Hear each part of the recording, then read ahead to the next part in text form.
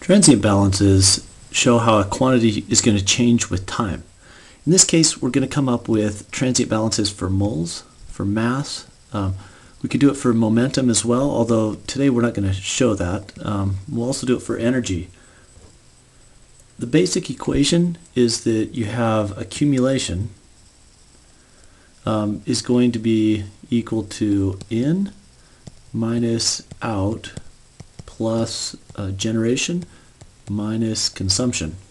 And you just replace each of these terms here with, for example, mass, mass of an individual species, moles of an individual species, enthalpy. You could also have internal energy or momentum. Okay, so here are, just filling in the quantities. So here's a mass balance. So the change in mass with respect to time is going to be equal to the sum of all the inlet streams minus the sum of all the outlet streams. And similar to that, you have the species mole balance, Na, where you have the inlet and the outlet, and then you might have another term, which is your generation or consumption due to reactions. Energy is listed here, and that's going to be the summation of all the internal, the kinetic, and the potential energies. And you have the enthalpy here, the Mi, which is the mass flow rate of an individual species, coming in times the specific enthalpy. And then here is your potential term and your kinetic term. And then you also might have heat that's added, and also some shaft work that's done on the system. Okay, so if we simplify this, if we just neglect the potential and kinetic terms, then that reduces down to a simplified balance on temperature. Okay, so the enthalpy, then we turn that into a temperature by taking out these constants, which we assume are constant, as density, heat capacity, and volume. You just note there's no volume balance or Ya or mole fraction balance for A. You can derive these, but for example, density may have to be constant for you to write a volume balance.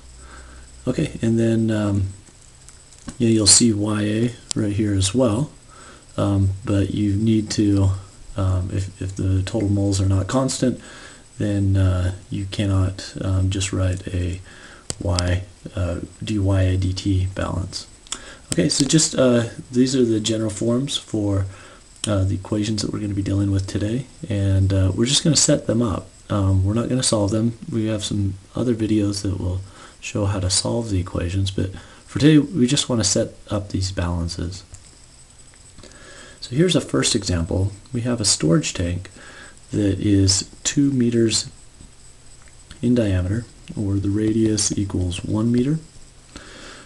It's filling up at a rate of volumetric flow rate in is going to be 2 meters cubed per minute.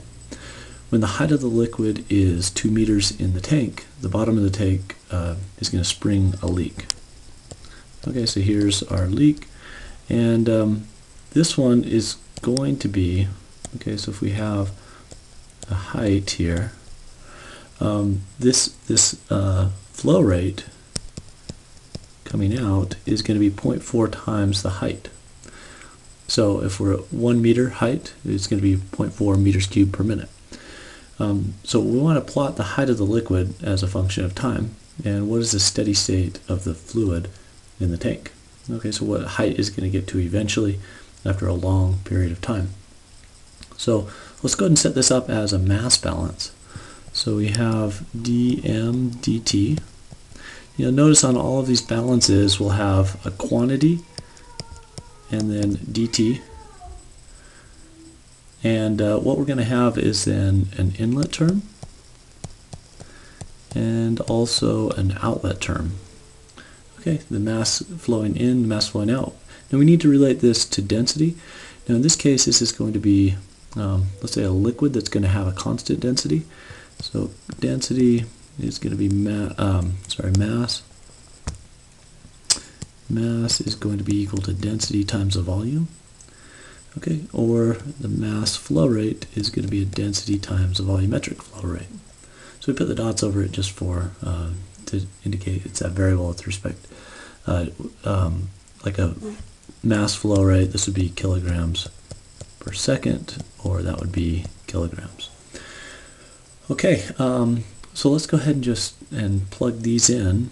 Okay, with constant density, that's just going to be rho, or density times dV dt, and then that's going to equal to rho times v dot in minus rho to v dot out.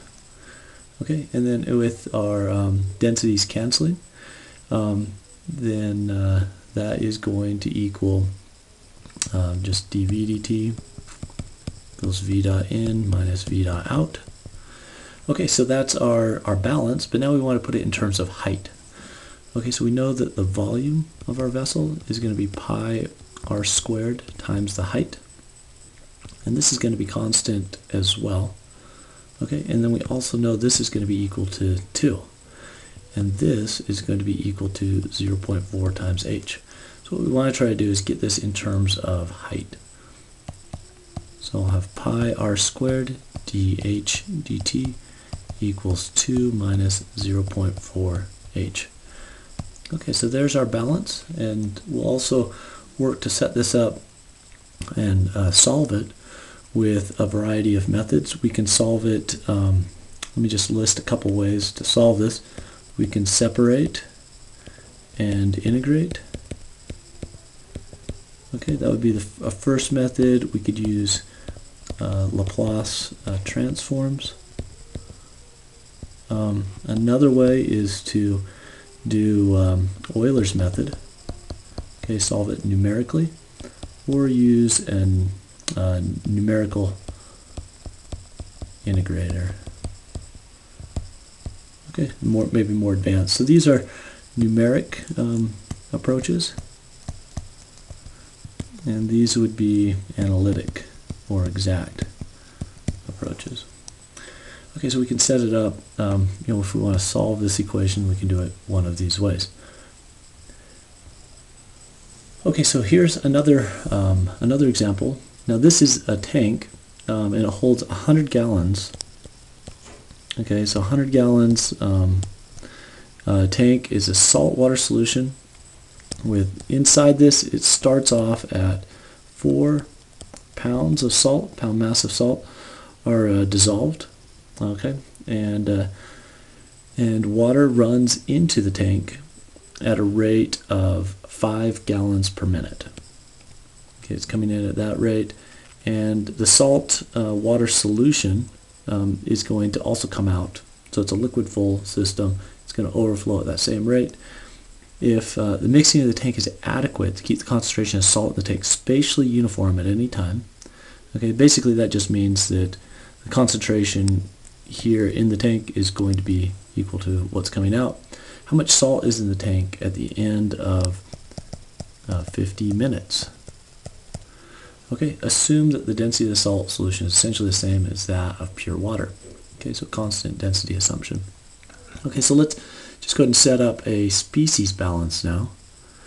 Okay, and now I'm going to do this in terms of mass. dMA dt. I'll just say A is my salt, and that's going to be the rate of salt coming in minus the rate of salt going out. Okay, so I have just fresh water coming in, so we know that there's no salt coming in, but then in my outlet I'm going to have some salt, and so this accumulation term here on the left is going to go down. Okay, so this is going to be negative mass flow rate out, and so concentration is going to go down with time. So let's just go ahead and set this up as a MA is going to be equal to a mass fraction times the total mass in the tank, and then also we can say for what's coming out, that's going to be equal to the mass fraction in the tank times the mass flow rate out. Okay, so if I plug that in, these two into these different parts of the equation, and if I say that my mass is constant, then that allows me to say that m times dxa dt equals, and then that's going to be negative xa times m dot out. Okay, so we have another differential equation here that describes the concentration of the saltwater solution with respect to time. And again, we're going to solve this with a variety of methods. First of all, we'll do this with separate and integrate. Okay, and then a second method that we'll use is Laplace transforms. Third, we'll do Euler's method, and fourth, and this one we'll do. It's easy enough to do in Excel.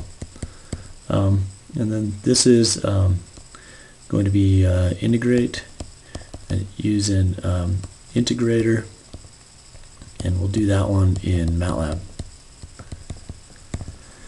Okay, so we'll solve it the same equation, one of four ways. Okay, so let's go to a kettle. Now this is an energy balance problem where we are heating up the water inside a kettle. And this is just going to be 3 liters of water. It's initially at 18 degrees Celsius, and it's placed on this electric stove. It's going to begin to boil in 4 minutes. So we want to solve for what is the average rate at which heat is added to the water during this period. Okay, so this is going to be an energy balance. And what we'll do is we'll just set it up as change in enthalpy with respect to time is going to be the enthalpy of the streams coming in and the streams leaving, okay, plus Q minus WS. Okay, so that's the shaft work, and this is going to be the heat that's going to be added. So let's just say as it's heating up, we don't have any vapor loss. It's just a closed system, so I'll have 0 coming in, 0 leaving, and I'm not driving a turbine with this steam either, so any change in enthalpy is going to be due to a heating rate. Okay, and then I know that this is going to be equal to the mass times a specific enthalpy, and that is going to be equal to Q dot. And now I also know that the specific enthalpy, if I just assume a constant heat capacity, that my specific enthalpy is going to be equal to C sub P times temperature. Okay, so dH is C sub P times dt. Okay, and then if I substitute that in, then I have rho times V times C sub P dt dt. Okay, so now I have it in terms of temperature instead of in terms of enthalpy. Okay, so that's something I can measure. Okay, so there's my balance, and let me go ahead and just integrate this one. So I'm going to integrate this from 18 degrees to 100 degrees, and then I'm going to separate and integrate, so I need to move my dt over here. Okay, and then I have 0 to a certain time. Okay, so that gives me rho v C sub p. That'll be my average C sub p, t minus t naught equals q times t, my time. Okay, so if I know it's going to be boiling after 4 minutes, then that's going to be 240 seconds, and so that works out to be, if I just solve for q, that's going to be about 4.28 kilojoules per second. If I just assume, okay, just for those 3 kilograms, the 3 liters is going to be 3 kilograms, and a heat capacity of water of 4.18 kilojoules per kilogram Kelvin. Okay, so that's my heating rate for my kettle. And then I'm going to solve another one that, let's just suppose, so let's make it a little bit more realistic, because when you turn on a kettle it doesn't immediately start heating, but let's say it takes 30 seconds for the stove heating element to reach full power. What is the time-dependent temperature of the water in the kettle? Okay, so I'm going to just map out, let's just make some assumptions here.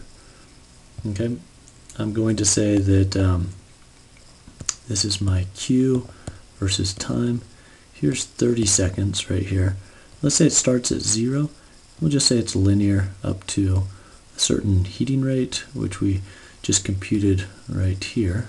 Yeah, that's 4.28, but it takes about 30 seconds for it to start heating up. Okay, so we want to integrate this, and we'll have to change the equations after 30 seconds. So let's just integrate it for this period right here. So that'll be period 1, and then this will be period 2. Okay, so if I integrate this same thing from 18 to 100 degrees, okay, and then that's going to be rho v c sub p dt for temperature, and then I'm going to integrate up to 30 seconds, and this slope right here, I'm going to say that slope equals, I'll just say c. Okay, so we have c times t, and then dt. Okay, and then if we have beyond 30 seconds, then we're also going to heat it up 30 to t, q dot dt. Okay, so this is going to be our what's going to happen after the 30 seconds. So just for the first 30 seconds, we don't have this term right here. And so let's just go ahead and just integrate this for the first 30 seconds. That gives us rho v c sub p t minus t naught equals c t squared over 2. Okay, and then in this case c is going to be q dot over 30 seconds. Okay, all right, so that's our solution over, that's just the first 30 seconds, and then after 30 seconds, then we've reached, that's going to be the amount that's entered in after 30 seconds, so then we have rho v c sub p t minus t naught equals c times 30 squared over 2, and then plus q times t. Okay, from that term right there. Okay, so what we're going to do with this is there are analytic solutions right there just from separating and integrating, and then we'll also show how to solve this numerically as well. And I'll put a link here just so that you can see how to set that up and solve it numerically as well. Okay, so let's go over one more example. Now this is going to be a funnel. Now it has some interesting geometry here, where this is 30 degrees right here. That's the angle from vertical of the cone, and we want to be able to compute this height. Okay, how high this is going to be. And let's say we just start off with, this initial one is just going to be 10 centimeters in height. Okay, maybe some oil that we're pouring into an automobile.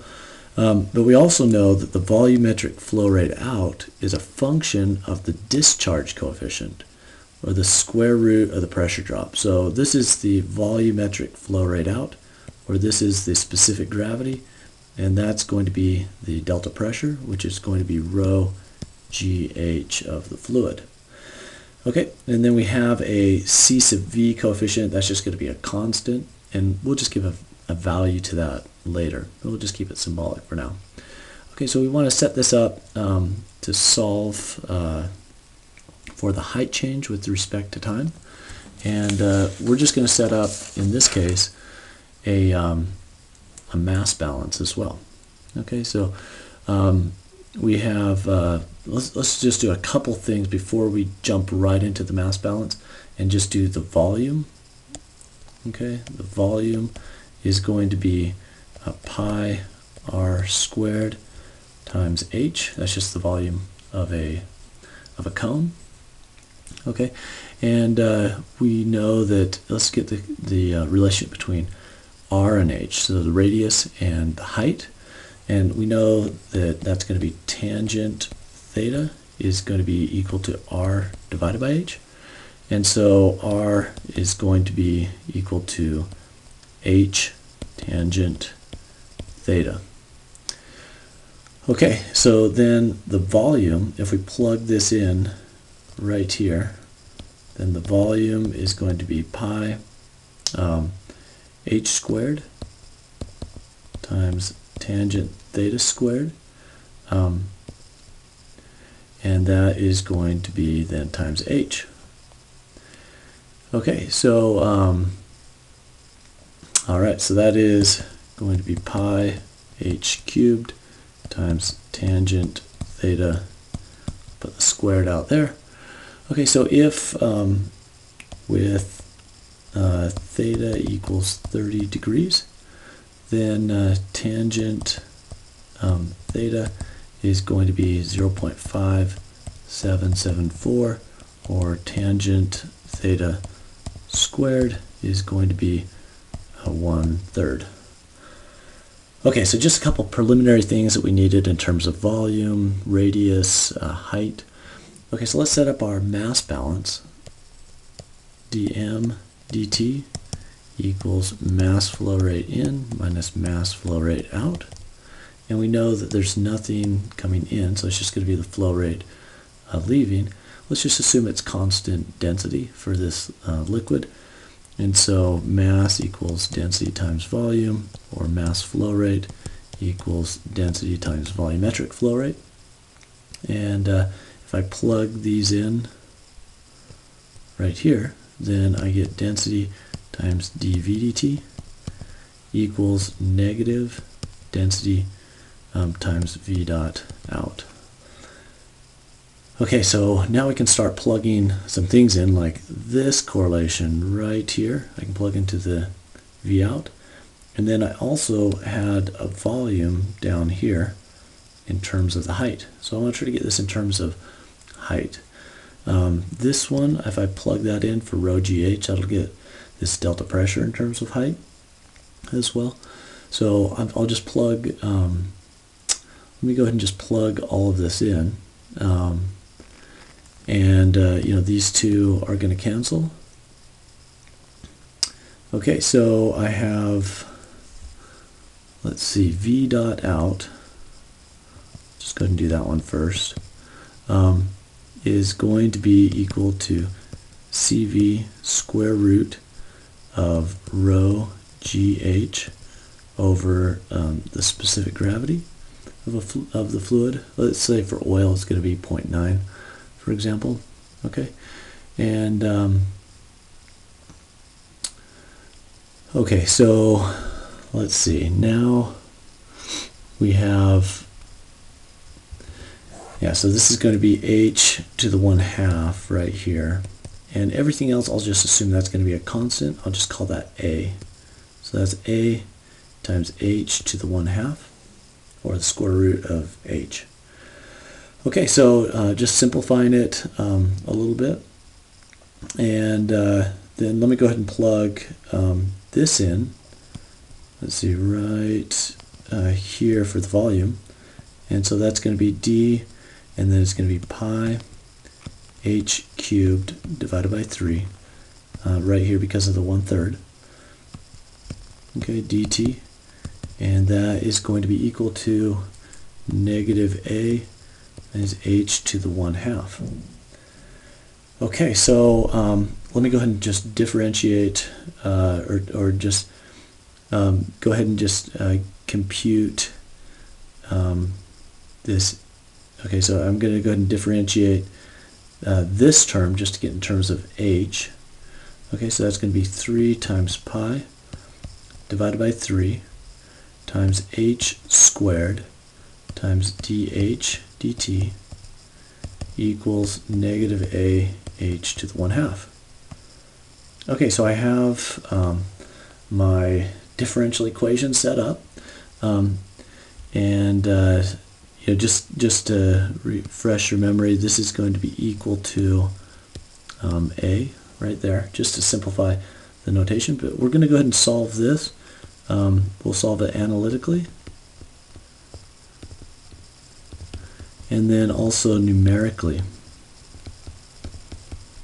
Okay, so we'll solve it both ways, and show you the solution of height changing with respect to time. Okay, so just one last example here. This is going to be a 40-foot cubed oxygen tent. Initially contains air at 68 degrees Fahrenheit and 1 atmosphere, or 14.7 psia. At a time, enriched mixture containing 35% volumetric percent oxygen and balanced nitrogen is fed to the tent, but at a slightly higher, this is going to be gauge pressure, 1.3 psi g, at a rate of 60 feet cubed per minute, and gas is withdrawn from the tent at those conditions. Okay, at a molar flow rate equal to that of the feed gas. So we're not pressurizing the tent. So we want to calculate the total pound moles of gas, O2 plus N2, in the tent at any time. Okay, and then we'll let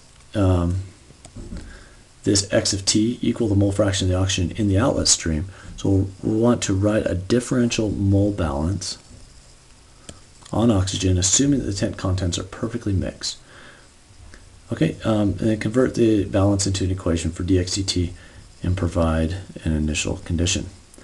Okay, then as a final step, we'll integrate the equation to obtain an expression for x of t. How long will it take for the mole fraction of oxygen in the tent to reach 0.27? Okay, so I set this up. Here are all of my inlet conditions. Here's the volume of the tent, and the initial temperature and pressure, and just so we are taking from the problem, the number of moles coming in equals the number of moles leaving as well. Okay, so let's go ahead and just compute the number of moles here inside the tent. Okay, so we're going to use the ideal gas law, PV equals nRT, and just solving for the number of moles, that's going to be 14.7 psia times 40 feet cubed. Okay, I'm going to select the value of R that's going to allow all of my units to cancel. So 10.73 psia foot cubed per degree C. Oh no, that's degrees R. Ranking, and then pound moles. Okay, and then I have 528 ranking for my, that's going to be equal to 68 degrees Fahrenheit. Okay, and that's going to be equal to 0.1038 pound moles. Okay, so that's how many moles of air I have inside my tent.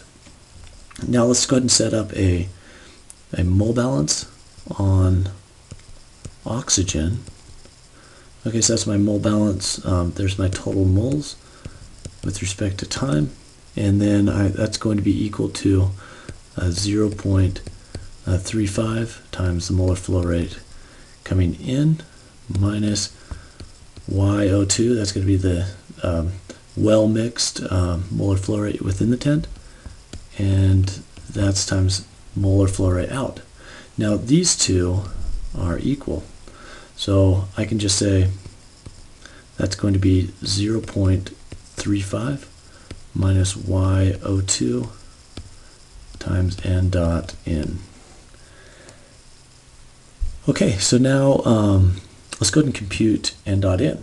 Okay, that's the other thing. We computed the moles that are inside the tent, but let's go ahead and compute how many moles are coming in per second. Okay, so I'm just going to do that over here. In is going to be 16 psia. I had to add the 1.3 with the 14.7 just get it into an absolute pressure, and then that's going to be multiplied by 60 feet cubed per minute, and then I'll divide it by my 10.73 with the same units that I had over there. Okay, and then 528 ranking. Okay, so that is going to be 0.1694 pound moles per minute. Okay, so if you just look at the relative amount of this versus how many are in the tent, we're going to have a pretty fast changeover of the contents in the tent. But let's go ahead and just integrate this. I'm going to then plug in the numbers here, dyo2 dt. Okay, and then let's see, that's going to be equal to, okay, so let's see, oh yes, okay, so I'll just separate and integrate this. Okay, so let me just go with dyo2. Okay, and then I'm going to divide through by this quantity right here, 0.35 minus yo2. My time gets multiplied to the other side, as well as my n dot in over the number of moles that are in the vessel. Okay, so I'm going to integrate from an initial condition of 21%, that would be atmospheric conditions, and then to a final YO2. And I want to try to see how long it's going to take to reach 0.27. So I'll actually plug in 0.27 there, but let me just develop an expression for any time. Okay, so then I integrate this, and just remember that the one thing that we'll need here is dx for a plus bx. The integral of that is going to be 1 over b, natural log of a plus bx. Okay, so we're going to need this to integrate this quantity on the left. Okay, so what that's going to be is negative natural log of 0.35 minus YO2 divided by 0.35 minus 0.21. Okay, and that's going to be equal to n dot in over n times time. Okay, and then if we solve for time, then with this equal to 0.27, then time is going to be 0.343 minutes. Okay, so that's how long it's going to take for the concentration in the tent to reach 27%. We have 35% entering and starting with 21%. Okay, so so we set it up with these equations, and then we solved this one by separating and integrating. Okay, here's just a little bit of a hint on 11.6, which is a homework problem.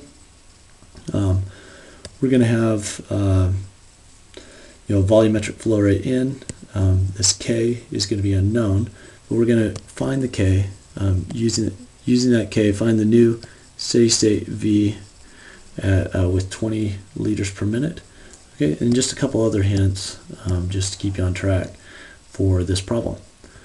Okay, so let's just go back and review what we did. We just had some basic equations, and what this was is we could put in mass, individual species, moles, or enthalpy.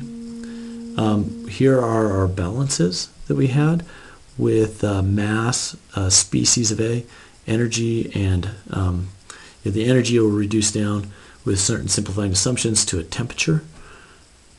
Okay, and then we just set it up for these 4 problems. This was a mass balance, we had a species balance, an energy balance, and then a mass balance again, and then this was the final one was a species balance. Okay, so a few examples on how to solve these. Now again, what we're going to do is we're going to go ahead and also do these other videos. If you missed the links, then go back into the video and look for those, but we're going to solve it analytically and numerically for some of those problems as well. Okay, so let's see, I'm going to go ahead and stop the video here. Also, you can come, let me just go ahead and show where you can go to access additional content. Just come to APMonitor.com. Here is the YouTube channel that you can go to find additional videos on topics such as these.